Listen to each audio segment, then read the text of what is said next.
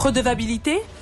Nous mettons en place des politiques de relance, à la fois par la demande, mais également par consommation, pour stimuler la demande globale.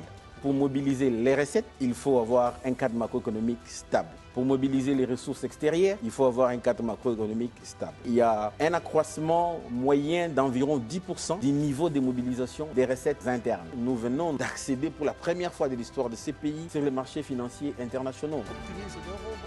Nous, Congolais, nous devons rendre et vendre ces pays autrement, comme mon collègue Mouléa l'a dit aussi, des changements de narratifs. Son Excellence, Monsieur le Président de la République, est dans une véritable croisade dans les domaines des infrastructures.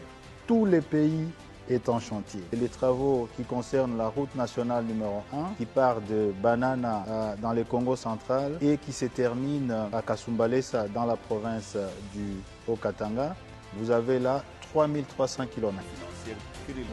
Les Congolais ont besoin des routes, les Congolais ont besoin de l'énergie, les Congolais ont besoin des aéroports. Et l'air Eurobond, les premiers, va financer l'aéroport international d'Njili, va financer la centrale hydroélectrique de Katende. Elle a été promise. Fachi bâtit de manière très solidaire. Dans le Nord Kivu, nous faisons la route Kasindi, Beni, Butembo jusqu'à Lubero. Une fois que la paix sera rétablie, nous allons faire les travaux entre Bunagana, Rutshuru et Goma. Le symbole que nous avons et l'unité de solidarité, c'est la route nationale numéro 2 qui quitte Mbujimayi et qui va vers Bukavu et qui va vers Goma. 1080 km. C'est un message de solidarité et de résilience.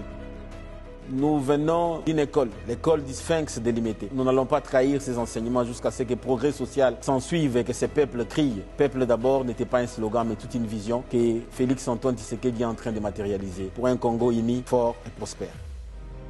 Redevabilité. À suivre ce mardi à 21h. Après les éditions du journal télévisé. Sur la RTNC.